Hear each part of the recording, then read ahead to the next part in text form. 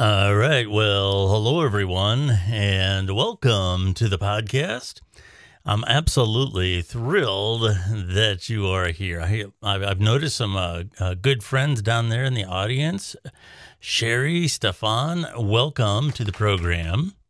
What we are going to talk about today, I've been in some interesting conversations over the last week or so about social audio, what it is, and especially as a podcaster, how does it relate to podcasting?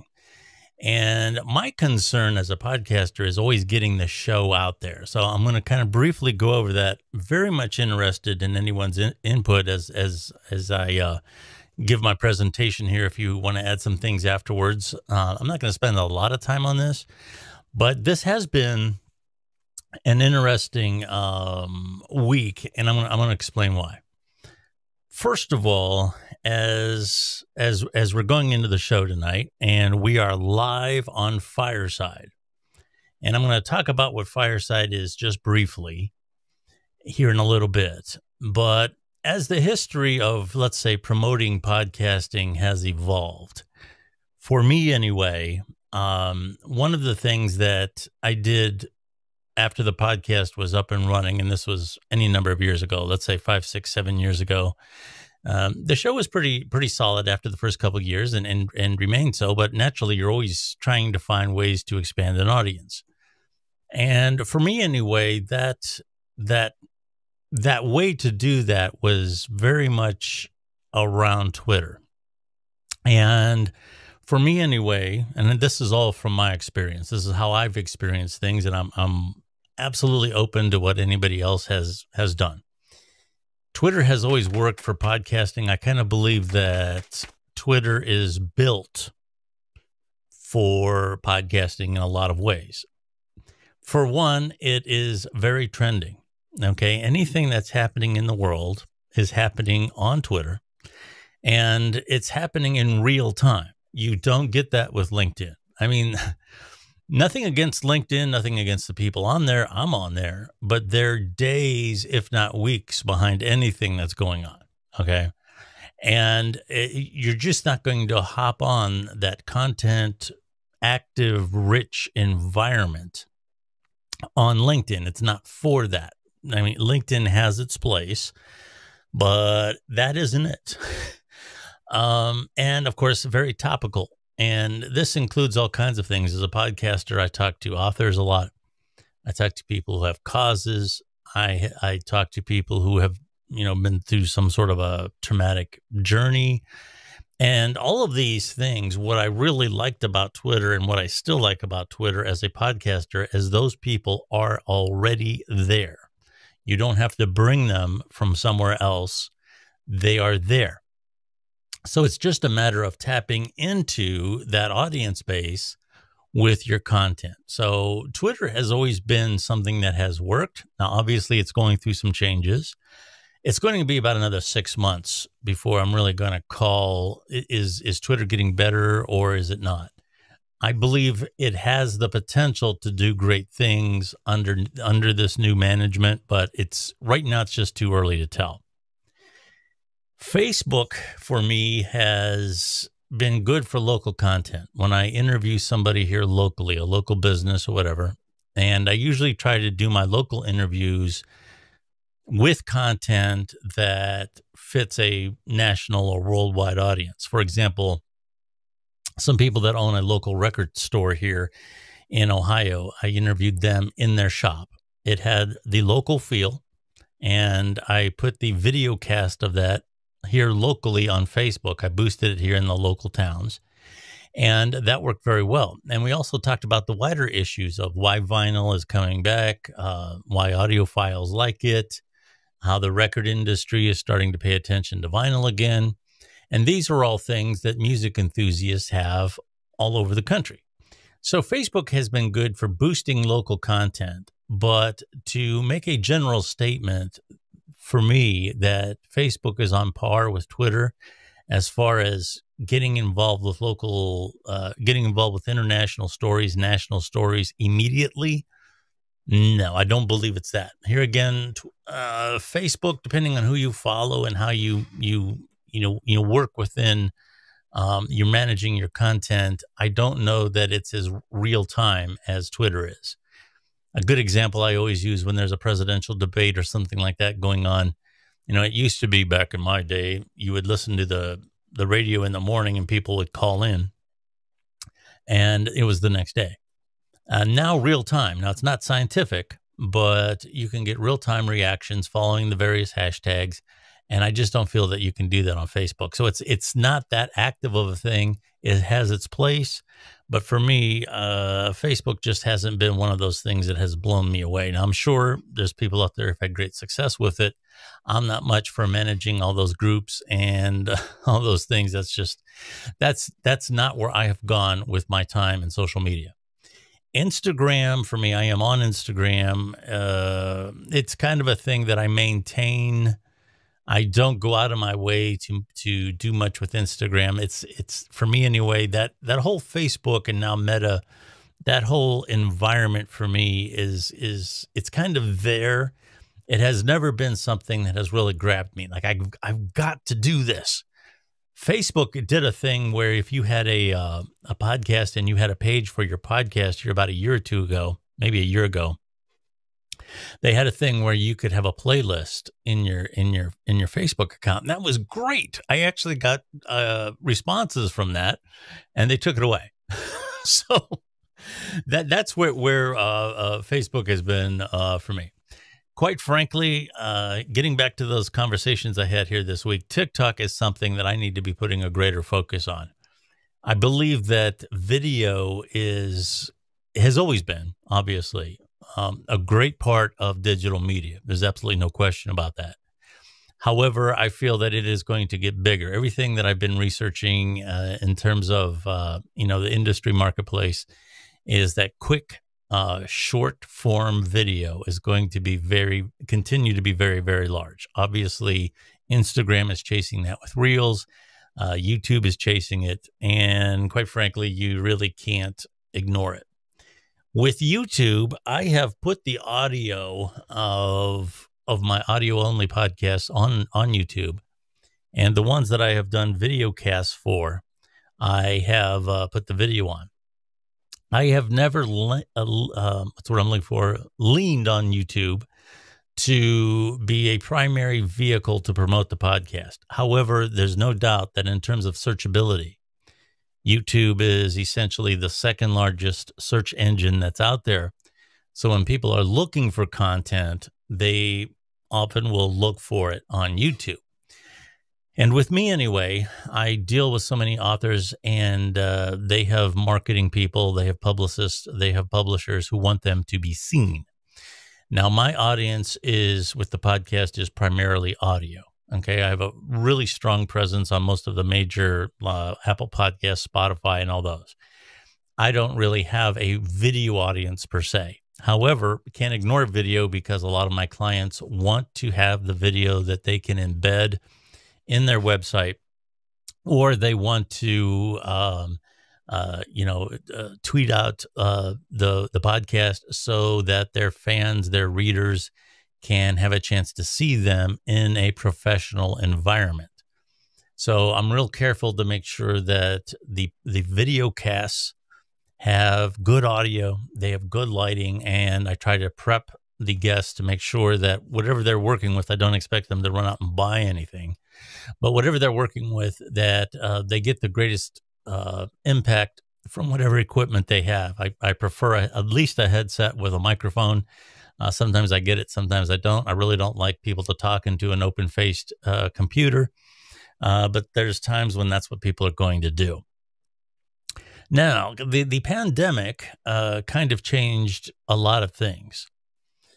With what happened with podcasting across the board, it happened with my audience, was that my audience would listen to podcasts primarily as part of their routine.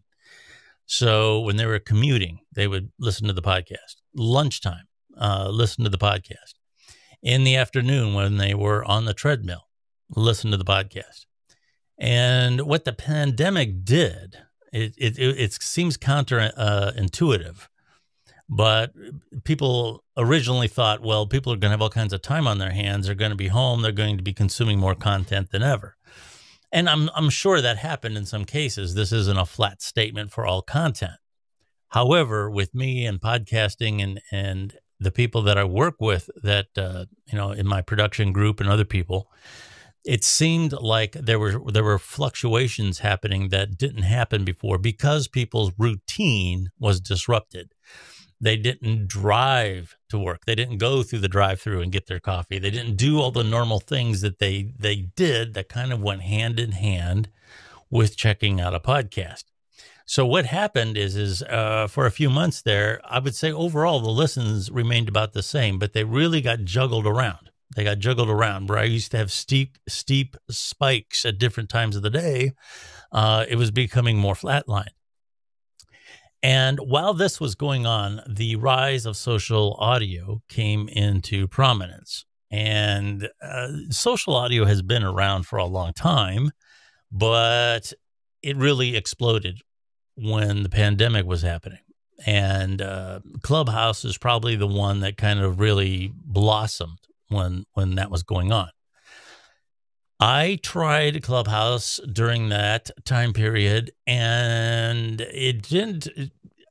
Technically, it works very well, and I would have to say that you have to have Clubhouse if you're trying out social audio. You got to keep Clubhouse in that mix because technically it works very well, and I believe it is a very solid format, medium, so forth.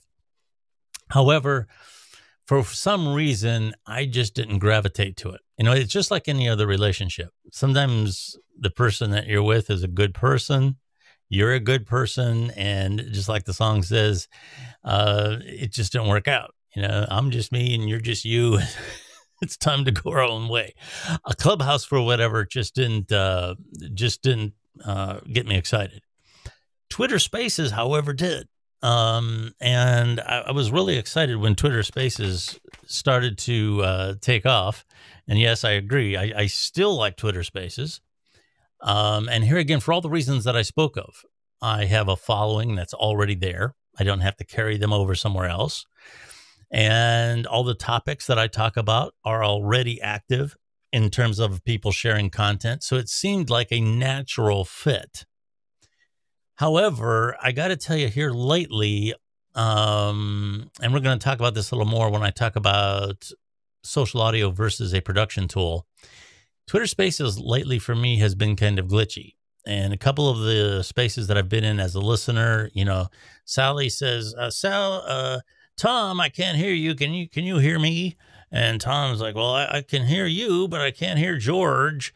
And that's just, and then people get, they call it rugged. And I tried to space here this last week.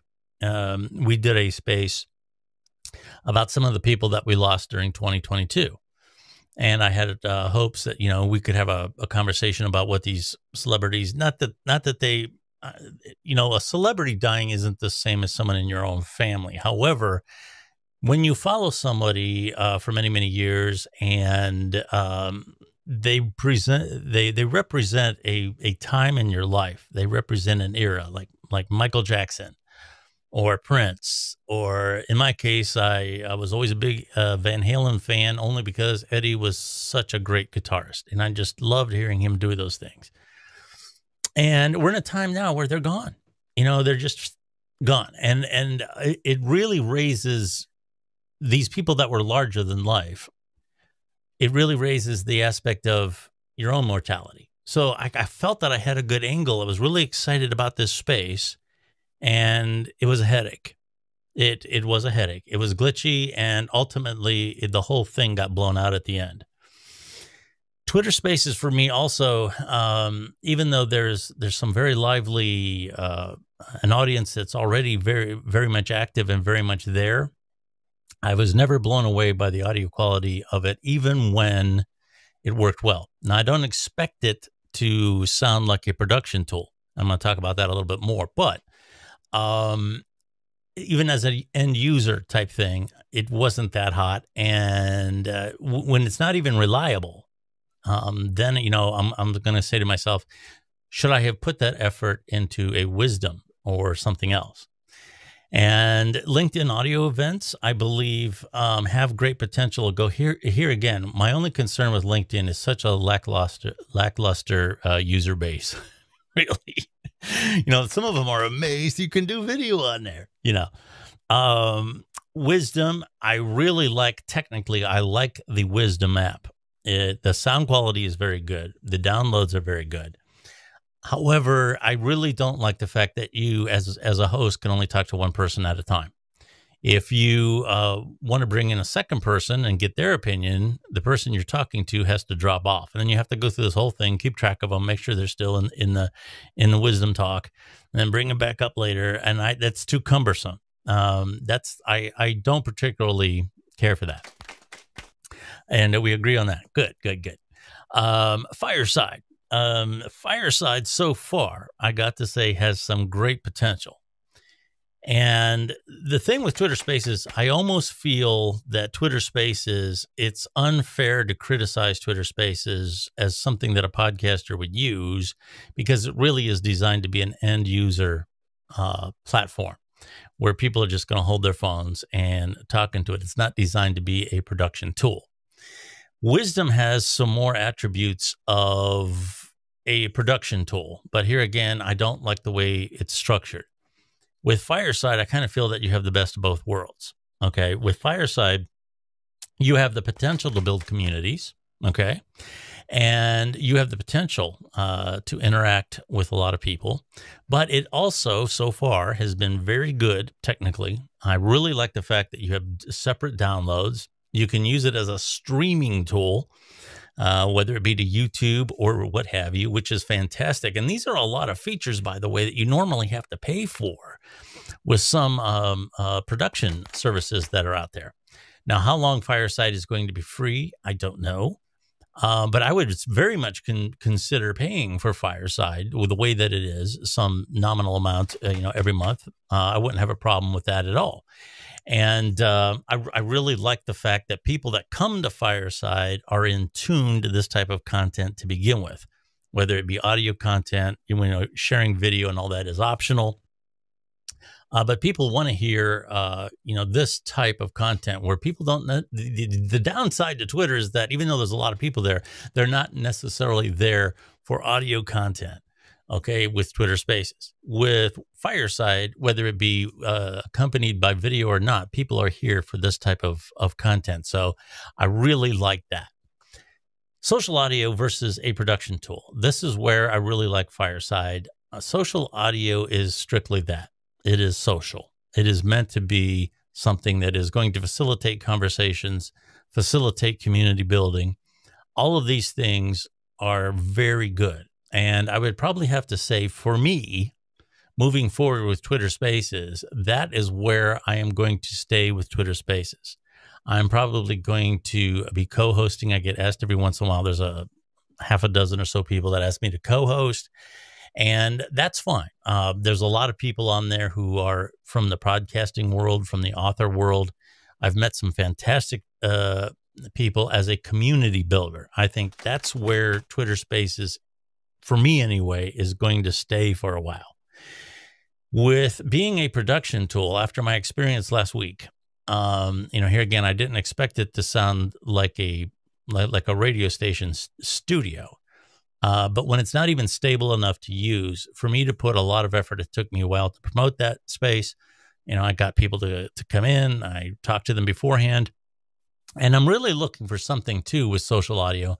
A lot of the guests, I had a humorist who's going to be on the podcast next week, the regular podcast on Apple Podcasts and so on. He's a humor writer and a very successful one. And he's witty. You got to stay on top when you're interviewing him because he's going to make little jokes and stuff that can slip past you. And it would be great to have him in a social audio environment. But quite frankly, I'd be nervous right now about bringing him into Twitter Spaces because I don't want the thing to crumble apart. And then I would be embarrassed. He'd be like, why did you even bring me here? As an established writer, and he considers me a professional. I don't want to bring him into some thing that's just falling apart left and right. I like the idea of bringing him to Fireside. I don't know here again how vibrant that is going to be for what he is doing. I would really have to promote it in advance.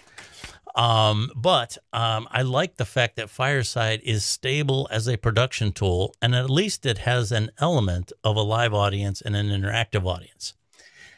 The only thing I will say about, hey, we have some agreement on that. Awesome. The only thing that I would say about a social audio versus a production tool is where do you want to go? What type of audio is going to be good? What kind of content is going to be good for social audio versus a production environment? You know, this is the kind of thing like a talk today. Perfect topic for having an interactive space where people can just be relaxed, talk about things. And I presume for people that want to tackle politics and all these other things, you know, that's great. You have this interactive environment. Hopefully you can contain the conversation, but those types of things, you know, very good for having an interactive environment. A humor writer would be a great person to bring into this type of environment where you can have people ask questions about how to write humor, how do you get ideas, and all these other things. He would be great with that type of a show. Now, on the other hand, there are times when I talk to people who have been through some sort of a traumatic event, or they're sharing something about themselves that's very personal. And for me, as an audio content creator, going back years and years and years, I prefer to have that in a more closed, controlled environment. You really have to. It's kind of like, you know, when you hear those shows about the movie being made and the director says, "I want quiet on this set. Nobody make a sound. I want quiet on the set." And that's kind of what you have to have for someone who's telling a sensitive story. And for me anyway, even if you're doing a commentary that is very heartfelt or you want it to have an impact on the audience, I feel that kind of content is an art form. You're using the spoken word to tell a story as a narrator. And I'm not saying that every podcast has to unlock secrets of the universe. That's not what I'm saying at all. But I am saying that as an audio creator, I am aware of that side of creation. And I really like the idea of creating something that is going to have an impact on a listener. You know, I take a lot of time to plan those shows, to plan the way the mics are set up, the way the person is going to feel comfortable in that environment. And here again, I'm not interested in interaction per se. It would be kind of like, you know, the Titanic movie. If we had audience participation in that, where there were little buttons on the back of the seat where you could choose how the movie was going to end, everybody would have chosen that Jack lives, right? Well, it taken away the whole impact of the movie. Okay. So as a creator, you have to have that controlled environment, and not every podcast needs that. But that's not something that I feel that I'm going to be giving up anytime soon. And most of the people that have been doing podcasting or professional audio for a long time are going to retain what that is. And I just don't feel that every piece of content, every subject lends itself to a lot of interaction and a lot of manipulation by a committee, so to speak, inside a large room. So for me anyway, there's always going to be the social audio aspect of things versus the production environment. And for most cases, I'm going to lean toward the production environment. However, there are times, here again, getting back to my humor writer author friend, I want to be able to use something that is reliable. And right now, I just don't feel comfortable bringing him to Twitter Spaces in terms of something, hey, this is going to be great for you. This is something you can retweet. This is going to be something. No, I don't have confidence in it right now. I do have confidence in Fireside. I feel that technically this is a good thing. So that's kind of where I'm at. I don't feel, I'll wrap this up by saying this. And if you want to come forward, by all means, do I have some people here that want to come up? Let me take a moment here.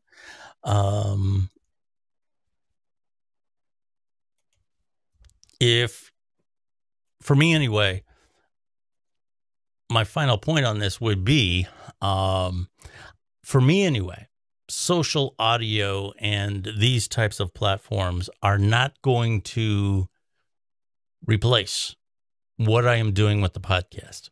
Okay.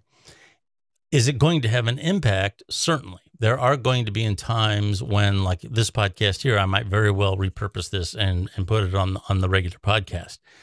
There's nothing wrong with doing that. And if I would bring one of my author friends on here to do a little program about writing or what kind of books they like to write and what kind of books they like to read, that's content that I believe everybody could enjoy. And if it goes well, naturally, I could repurpose that into a podcast. But to use this as the primary way that I am going to be producing, for me, no. It's going to be a good way to accent the podcast. It's going to be a good way to promote the podcast. And in some cases, some of the things will be repurposed and put into a podcast. But to say from now on, all I'm going to do is do these shows on social audio. And no, that's not what it's going to be for me. For me, it's a good accent.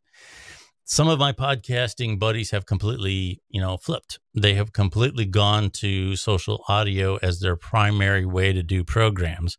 And that's fine for them. There's nothing wrong with that. But for me anyway, it's not going to be that. Sonia, welcome to the program. What is your opinion about all this? Oh, I love what you said, Billy. I really appreciate all of the, you know, unique, like social media is unique to that space, right? You Right. know? And yeah, like I love the way you kind of go over what's the need, right? Mm-hmm. And in this case, your guess and the instability of the Twitter and so considering the options for the alternatives, right? That's exactly right. It's really what kind of audio, what kind of content do you want to create? That's what you have to decide first, in my opinion. Yeah. What kind of content do you like? Me, I tend to explore the variety because I am not fixed. We have so many options. Why not, right? Exactly right. And that's almost kind of one of the problems right now is there's so many. I mean, I mentioned a few. There's obviously Clubhouse, Twitter Spaces, LinkedIn Audio Events, Wisdom, and Spotify tried some things. From what I know, they've already kind of abandoned that. But there's been a lot of them. And in Discord is another one. I got a lot of friends who are really focusing on Discord. I have tried it. To me, Discord has actually been around a very long time, and I associate that with gaming and other things. Mhm. And I believe here again, technically, it is very sound. What I don't like for to bring my audience into that is they have to navigate all these servers and all these other things, and it's I don't want them going through a maze to find my show. Do you have a preference right now as far as social audio goes? I chose every like I included the Discord. I haven't been to Twitch or any of. Well, I've been, but I am not used to it at all. I mean, like Mm-hmm. it's kind of like it's hard to pick one, right? Because you have Mm-hmm. to pick almost now at least three, right?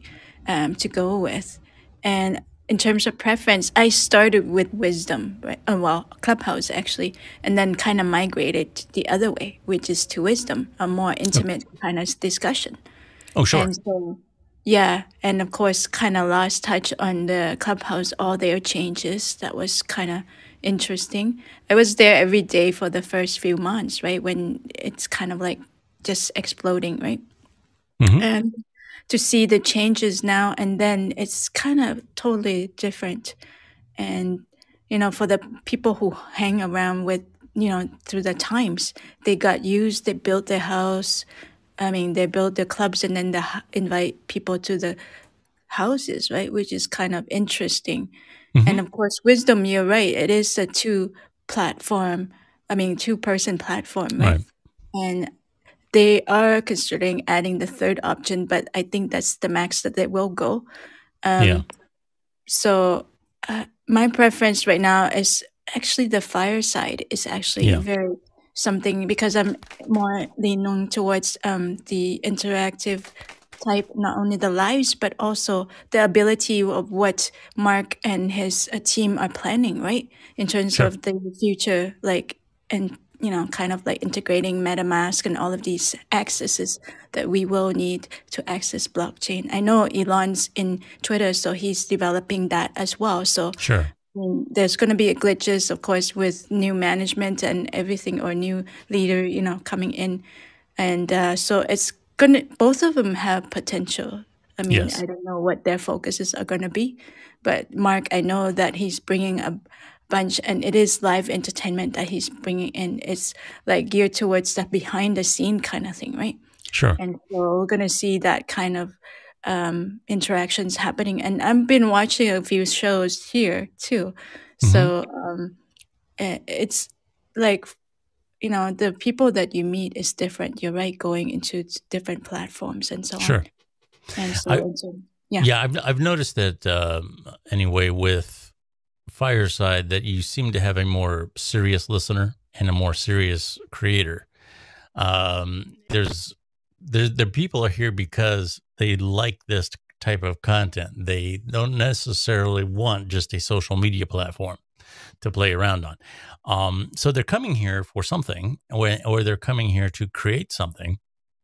And as you were saying, the potential with streaming right now, with streaming with Fireside to say YouTube or Twitch or any of those kind of things, and the for the other streaming services for TV now, I believe it's Roku or something like this. That's all on the horizon. And there's all, and for me as a production person, I really like the idea that I can separate the files, put that together, and repurpose it in a way that has high quality. And that's not a small consideration at all. I really like the ability to do that. I'm really anxious to find out what happens with Twitter. I believe that Twitter has a lot of potential. Something had to happen to it. A lot of people say, "Well, Elon's doing this and Elon's doing that." The fact of the matter is that that company was bleeding money, and something had to change. And quite frankly, I believe that social media has to change. The whole model has always been that you have people who like to use it to interact with their friends or what have you. And since they're there, you're going to expose them to advertising. So you have a user base that is basically a target for targeted advertising, and that is where you're going to make your money from. I Mhm. don't know that that model, which has been the basic model of social media since its inception, I don't know that that model can continue. I think now you have a user base that's much more savvy. They want more from the platforms that they are on. Mhm. And to just use them as targeted advertising, I personally do not have an issue, let's say, with Elon charging something. And here again, with anything that works really well, if you're Mhm. serious about it, um, when you are a paying customer to use that product, you're not the product. That's the old saying. If you're using a product and you're not paying to use it, you are the product, right? I personally like the idea of being a customer. That gives you more rights in terms of the quality that you're getting back in terms of service. It gives you more rights in terms of how your content is being used. And they need that cash flow for the service to work. And the users are more in control of the destiny of that platform than people who are more passively using it as targets of advertising. I feel you have a much greater voice as a paying customer than you do as a passive, user. Your feelings on social media? I know social media gets a bad rap. A lot of people talk about all the negative things about it. I think it's going through a changing phase right now. Here again, we're talking a lot about potential today. I feel that social media has the possibility of getting much better in the year or two to come. Do you feel that way, or do you feel that it's just bad all the way around? I love social media. It is a tool, and Yeah. was the with COVID, and now also training us to use it differently as well. And I think we're starting to see more the word authenticity, right, coming Yep. in. And so Yeah, you're right. The fireside does require production. That means you have to think about the things that you're going to put out, right? Hmm. And same thing with everything else, but more so, like you said, some of them can be used like for pretty pictures and stuff like that, right? And Yes, so, absolutely. yeah, I mean, it's really how you use the tools, right? Yes. In the right person's hand or the right experts like yourselves, right? It can be a tremendous impact for the people listening and or watching it, right? So that's how I tend to look at all the social media. It's not good or bad. It's just like, okay, what is it that you want in the Yeah. end?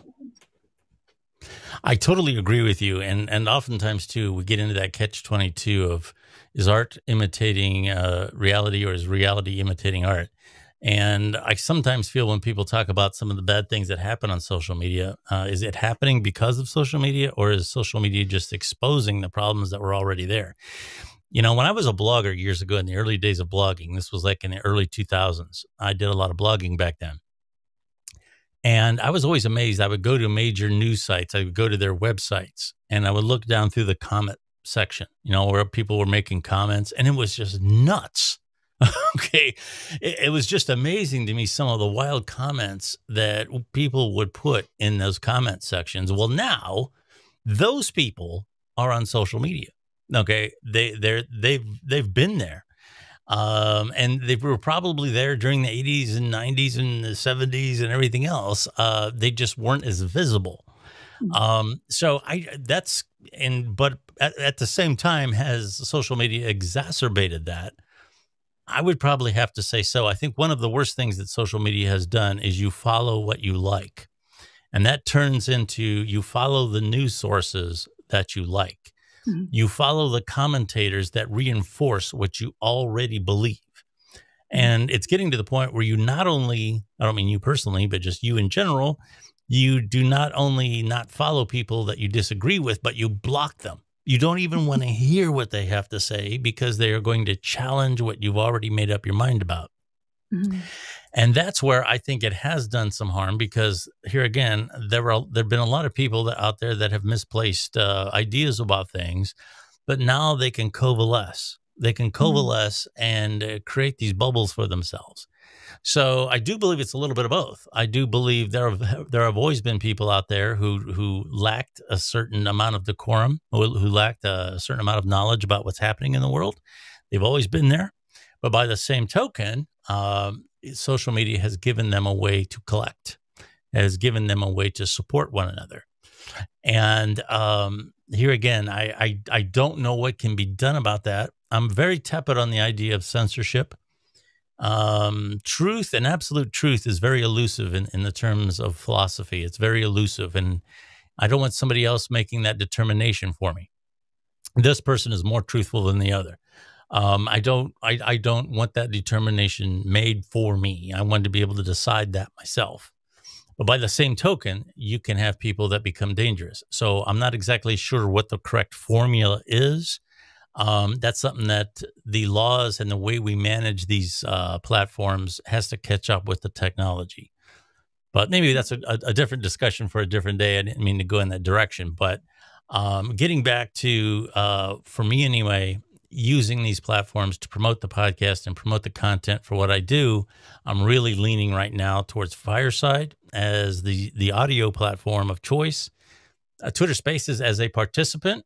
And I'm going to have to say, despite all of the controversy about TikTok, I'm going to have to start spending more attention to TikTok, and I haven't. I've totally neglected that. You just can't do everything well. But I'm probably. Have you tried, Sonia? Have you tried TikTok? What's your opinion about that? I'll ask you that before we leave. I am planning on TikTok. Have been studying it a little bit on the contents, the things that we are putting out, I am putting out, right? Mm-hmm. And I know there's a lot of flashy stuff for sure, just like every, platform that we're using. Like what you said just now about, people coalescing and same thing, because it tracks the things that you like and Mm-hmm. put more in front of you. Yes. And So no, I haven't. I This is my next thing, right? Because I am into the three things, which is Instagram Reels, YouTube, and of course TikTok. Those are the short forms, right? Hmm. And YouTube, of course, there will be some more of the longer form of that, just the how tos, because that's what people are searching for. And my Yeah. purpose is a little different, right? And Hmm. you know the things that I want to be able to bring out to people. And so these are the main ones in terms of business on how to, you know, bring more people into your services and your products that you're putting Sure. out. And Facebook, of course, is catching, like now they're seeing these popularity, especially with TikTok. That's why all of these money is being spent around this area. So of course we are always looking at, you know, the trends as well as what's coming for each of the, you know, the plans for Facebook or Instagram or TikTok. And YouTube will still, I think, you know, in terms of the long term, this is how you would plan, right? Hmm. And for short term, you can try different things out. Like you don't know what's gonna go viral, right? This is Exactly. kind of the game. um, and so to be able to test it out and experiment and enjoy yourself at the same time, that is the whole thing for me, right? Oh, absolutely. Yeah. That's the thing.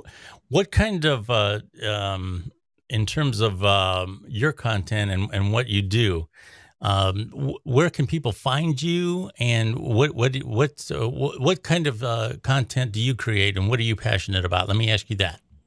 I kind of tend towards the spiritual, financial, spiritual kind of thing, right? Because my Yeah. background's 20 years in the financial industry. Okay. And so now, of course, going, you know, going through some personal situation in my life, and so it kind of moved me towards the spiritual. So Okay. the people that are in the same position as me, it's in a certain age bracket, right? Hmm. And so we also talk to the people because, you know, of course, we always look back maybe 3 to 5 years of who we were before, and then how you kind of transform, right? Into these kind of awareness of all the things to make your life better, more than just money, but also approaching the spiritual side of things as you move into the later stage of your life, right? Yeah. Yeah, this Very is. good. That's fantastic stuff, Sonia. Let me put you on hold just a second. I hope I'm saying your name right. Is it Lily? Is that how you pronounce your name? Yes, thank you. Hello, Billy. Hello, Sonia. Well, Hello. really thoughtful and thorough discussion and commentary here. I'm new. I'm actually new to the whole audio sphere, so Yeah. it's been quite a journey for me. Well, that's good. Well, welcome. What do you like about it? Well, I've always had an interest, like when I came online, digital storytelling, where Hmm. for me, my interest was initially more visual, and now I'm really fascinated by the AI art.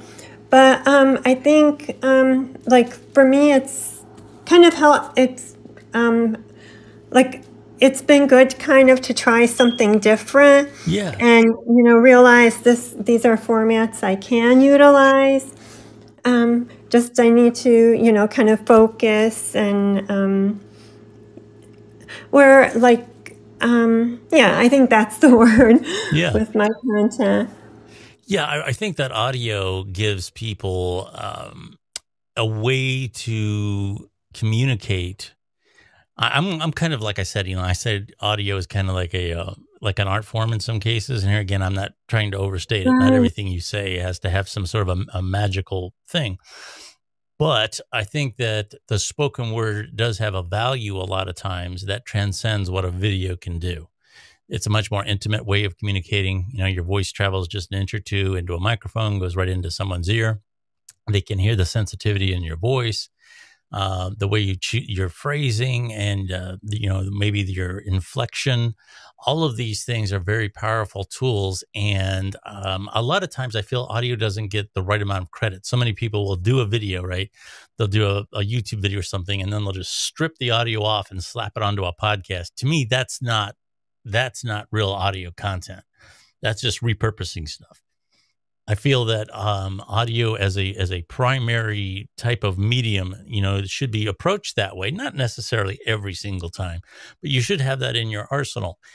And two, a lot of people like the fact that looks are taken out of the scenario a lot of times. You don't have to dress up. You don't have to rely on any type of graphics, or any type of the lighting has to be perfect. So you can just concentrate on your audio. And my only criticism of that is people don't concentrate on audio. They just kind of, like I said, they just take it for granted that it's there. So many times I work with videographers, and they spend all this time on framing. They spend all this time on the background. They spend all this time on the lighting. And almost the last thing they say is, oh yeah, we got to get a mic on them. That's almost the, you know what I mean? For me anyway, so many times it sounds counterintuitive, but what'll make a video bad a lot of times is bad audio. So I just wish that when people don't want to concentrate on video, that they put that effort a little bit more into the audio, whether it's the way they speak, the way they plan their content, just to jump on for the sake of hearing your own voice. And I know you're going to have a lot of that. It's just like in my early days of blogging, there were a lot of people blogging that, they're all gone now. The people who were stuck with it, the cream has risen to the top. And a lot of them are a lot better than people who write articles for magazines. They're fantastic. Podcasting went through that too. Everybody was doing it for a while. And you still have a lot of podcasts out there, but for the most part, you have an audience now that's much more savvy, and they demand a lot more from the podcasts that they listen to. So here again, the really good ones have risen above what a lot of the broadcasters are doing. And right now, social audio is in that crowded environment. Everybody wants to do it. So you got everybody jumping on Twitter Spaces and Clubhouse and all these other things. And and the chatter is really, really loud. And it hasn't matured yet. It really hasn't found a good spot. Just like with me, I've been going to Twitter Spaces. There's a home that has to be found for everybody in terms of what platform works best for them.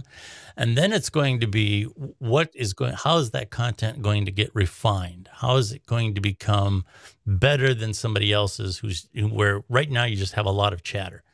So I think that you need to, I don't mean you personally, but us, we have to approach social audio in the way of being a creator, that it's going to have value. And the people who bring value to it, as you said, authenticity, somebody else mentioned that. The more people that are bringing value and authenticity to their content are the people that are going to rise to the top as this ride continues, and it's still in the very early stages. Sonia, do you have anything that you want to add to that? Yeah, I love what you said. And of course, we now introduce the, in terms of authenticity, the chat GPT, of course, we have to talk about, right? Mm-hmm. and in terms of creating the content, and how much more, like I wouldn't say easy, much more like in terms of accessible to the things that we not necessarily, it might take us a while to do, but now a little faster to do things. So a little more efficiency, bringing into that kind of creation. And certainly, like for me, if I'm writing a book and doing a little bit of structure or plotting out some stuff, and if I have access to this tool, definitely is gonna speed up so many things along the way. Already we are like set creator in many ways because of our experience and all of these things. But now having these tools, like everything else, right? It can either deter you somehow or make you, because you are now versed in the creation process, right? Sure. And implementing this into that is an awesome way to do that. So I'm excited all around in terms of, as we are, doing the creators economy type of thing, right? Mm-hmm. We heard that word a lot of times now, those words, and everybody is capturing on these things. So how do you stand out in these forms? Yes, authenticity, and that will be the new standard pretty much, I feel, coming up. And so you're right, the value, the genuineness, And yes, I mean, the TikTok was still there because we still need some entertainment, Sure. you know?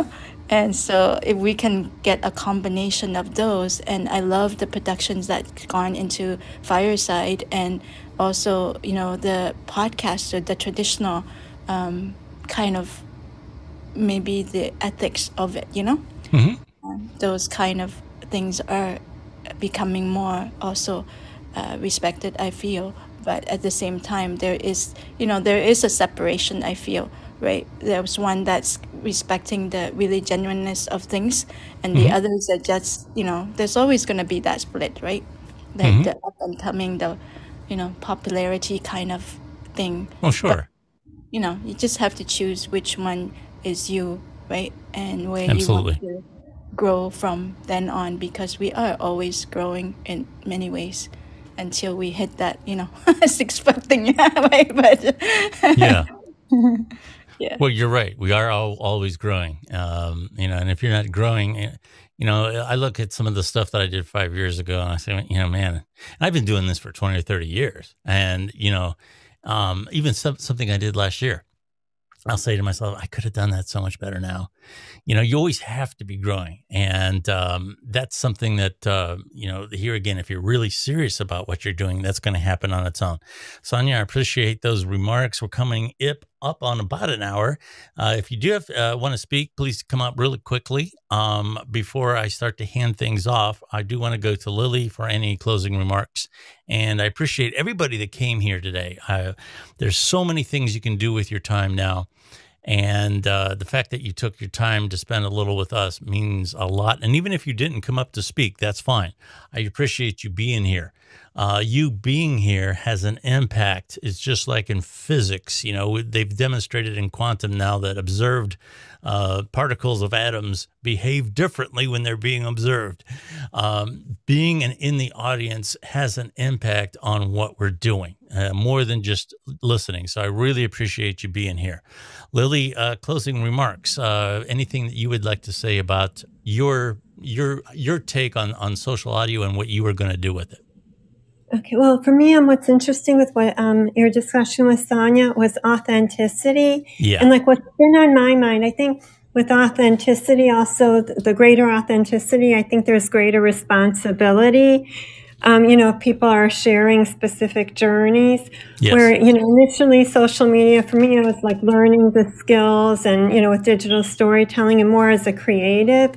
Where with audio, it's a whole different experience. So that's just mainly something, I've been trying to balance, or initially kind of with social commerce, more brand versus, with Clubhouse, the whole issue with authenticity came up, so I think that's just important to evaluate now more so. So I'm just, working on storytelling and tying and everything with my social media finds. Like podcasting on TikTok is, like, I haven't heard of this. Have you? I've just seen today some in my feed.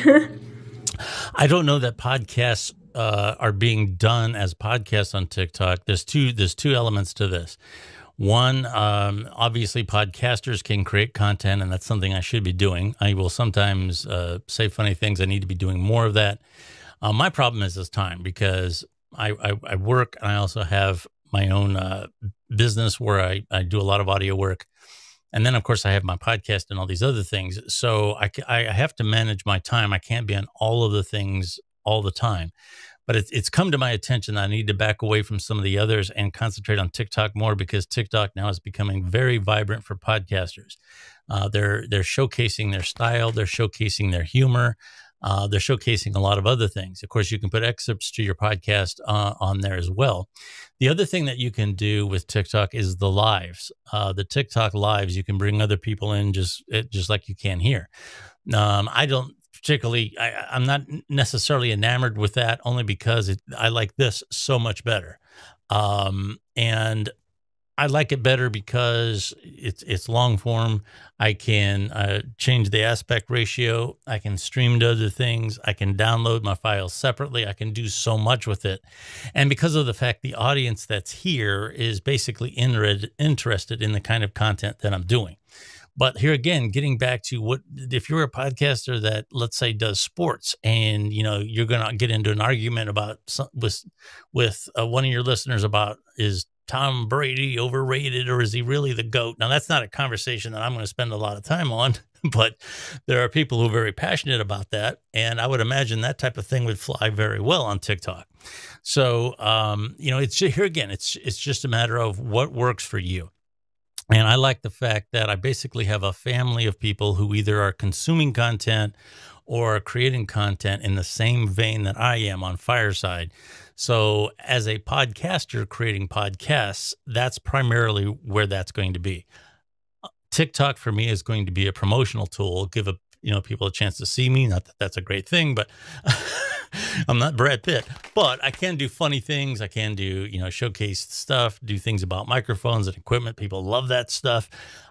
So that's a way that I can go to get some interest. So anyway, here again, I got an old friend that I've actually made here on Fireside. Stefan is here.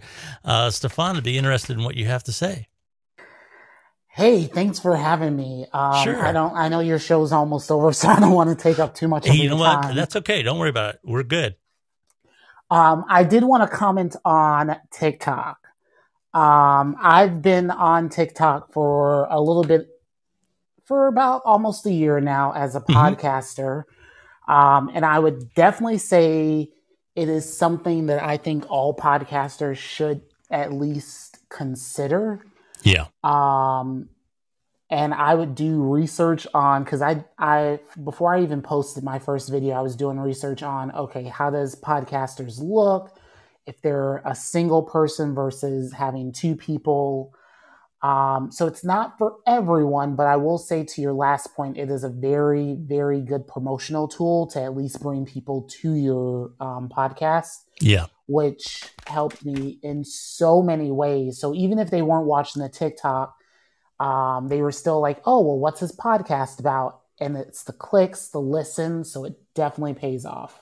Yes, I would agree with that. I think as a promotional tool for podcasting, right now, TikTok is becoming one of those shiny objects off on the horizon that you just can't ignore anymore. It's getting brighter and brighter.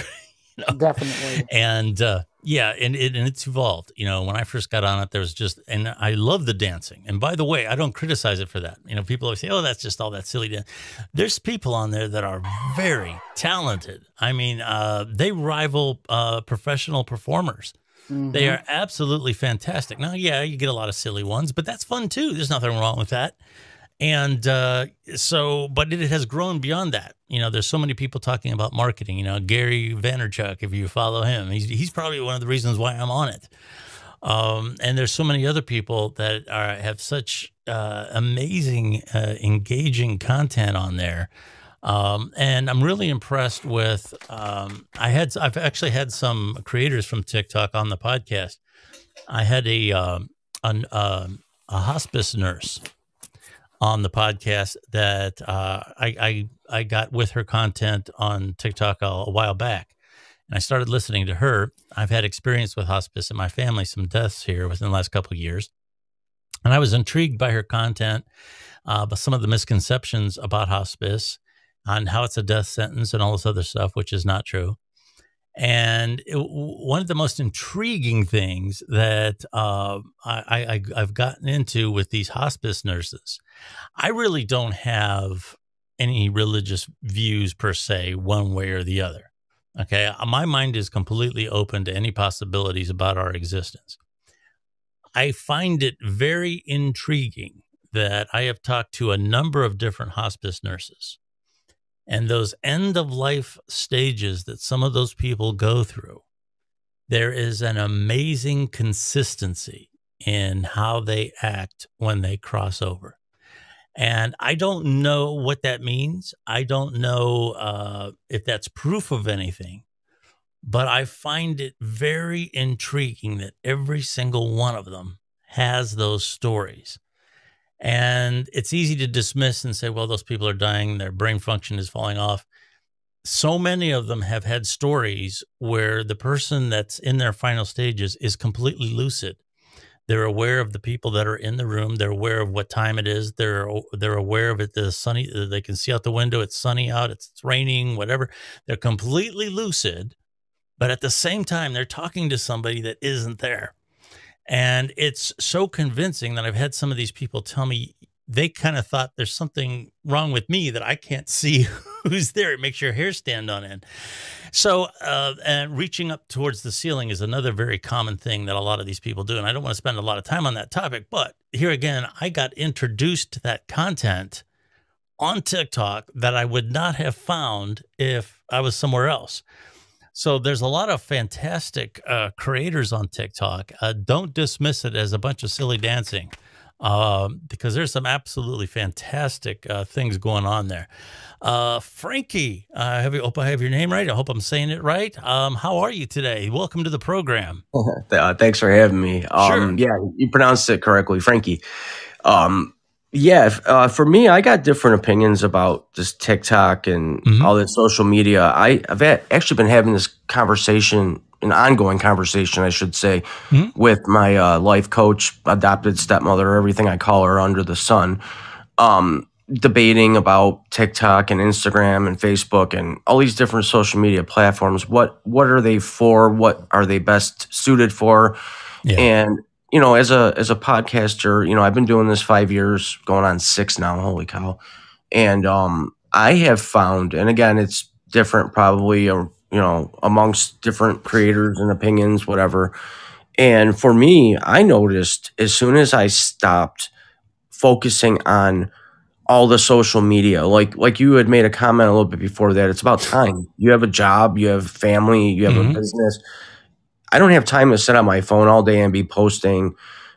So I've grown my audience in the last couple of years organically. And my life coach, she didn't understand what I meant. And I'm like, well, I don't bombard people with myself on these social media platforms. I use them for promotional reasons, like you had stated. And I have found that I'm getting more followers, I'm getting more response from not being all over the place with social media. Again, that's my opinion. Fireside does a great job promoting us and working with us the way we work with them. So I mean, it's crazy to me. TikTok, I can't get into it. I tried it and it just wasn't for me. I didn't understand it. I couldn't. I'm 44 years old and pretty decent with technology. And I'm like, I just don't get it. Yeah. I don't get it. Instagram, I get. It's tied in with Facebook. It makes sense to me. So I guess it comes down to more of an opinion, more of a what's it going to do for me in the long run, and for me, I think TikTok in the end of the day is more, like you said, promotional. And I'm glad you brought that up, and that's why I wanted to jump up, because I think it's key. As podcasters, I hate the words content creator. We're just being us. We're up here doing shows. My shows, I don't plan them out 13 months in advance and do 14 pre-show interviews with guests and things like that. I have a history of public speaking, and I've always found it easier to have keynotes, keywords, bullet points. I don't have a template. I don't have a set ritual on how I do things. But again, that's me. So I have found, for me, it works better just to organically grow my crowd and be easy on. Absolutely. And I totally get what you say about knowing when too much is happening. From what I understand, it's very hard to saturate yourself on TikTok, because if you go by the Gary V model, you're posting all the time. Well, they I'm want not going to do that. But to buy followers too, and I'm like, I don't want to buy followers. That's like buying a wife from China. I'm not going to pay to have people follow me. To me, that's backwards. I want people to pay to follow me.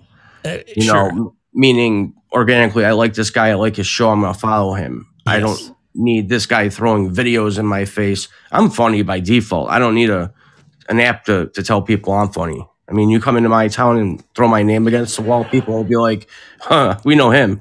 So, I've organically set my foundation. So I agreed with you on the promotional thing. That was a great point. Thanks for having me up. I appreciate it, man. Oh, absolutely. And thank you for your comments. And I would say too that advertising is not a dirty word. I have done that as a podcaster. Advertising, and the only reason I'm mentioning it is because I've had people conflate that with buying followers. They think, well, I'm not going to advertise. That's not real. There's nothing wrong with getting your content, as they say, your subject matter, in front of people who might be interested in it. That's not the same as buying followers. That could be anything. They could be bots. They could be whatever. There's nothing wrong with getting your name out in front of people who might be interested in what you're doing any way you can. And whether you're doing that by cultivating content on social media, or whether you're doing it by, I was one of those people that produced one of those 30-second commercials that you hear before your podcast starts. One of those annoying ads. I produced one of those, and it actually worked. It actually worked. So I'll probably be doing it again, although it wasn't cheap. I just got some people in the room here. Sherry is a good friend, and she's from Twitter Spaces. Sherry, what's going on? Hi, Billy. Hi. I've done 2 concerts on Fireside You so did? far. Yeah, and it was pushing out to YouTube. I haven't managed to work out how to do it and push the live stream to Facebook because, I couldn't even get past the sitting up part. But, yeah, it's been fun. But the last one kind of crashed. Oh, you're talking about Fireside did? Yeah, for some reason, I think it could be because I was trying to run it on both Riverside and Fireside at the same time. Maybe Riverside was stealing all the bandwidth, but I did not realize at the time. I just thought, wow, this is very slow. I couldn't even shut up the wait bot. And it took like at least a minute, and I was so my concert was half an hour late because I was having technical difficulties. And then Twitter Space also rocked on me. So it was like, wow, it's very hard. For those that may not know you, just let me tell everyone you are a fantastic musician. Would you say your genre is classical? That's probably the best way to put it, right? Yeah, mostly. I'm classically trained. I'm a concert pianist and cellist, but I'm also a poet. So I always read poems during my concerts. But I have been experimenting with different social audio platforms, and quite recently moving to the video as well. Sure. But, it's a lot more complicated. You have to think about lighting and what to wear, all the presentation. All that good stuff. Well, I tell you what, your musicianship is absolutely fantastic. And Fireside is that kind of something that's working for you pretty well? That's something that you really feel comfortable staying with? I think so, but I actually have a subscription to Riverside, so I couldn't quite decide how I'm going to do both at the same time. Riverside is a good production tool that you can facilitate on other things. Obviously, Fireside is kind of its own platform with its own audience. Have you found that Fireside there's an audience for music and on Fireside? Have you found that? Because that's not something I've heard a whole lot about yet. I don't know for sure, but somebody who's actually on Fireside, maybe one of the, I don't know, somebody who's actually on the team creating Fireside, perhaps. Yeah. She told me I might be the only classical pianist on Fireside. So. Well, one advantage, I don't know a whole lot about copyright law when it comes to music. I know that like Beethoven and Mozart and so on.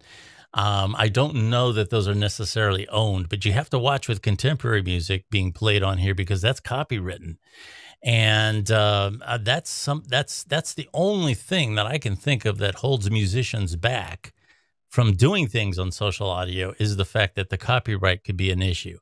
Now, I would say this exception here again. I'm not a copyright attorney. Please double check me on this if this is an issue for you. But like, let's say, for example, the London Symphony Orchestra does Mozart. that recording, that particular one done by the London Symphony Orchestra, could be copyrighted. So it can get kind of sticky. Has that been an issue for you? What's your experience with that, or has that happened with you at all?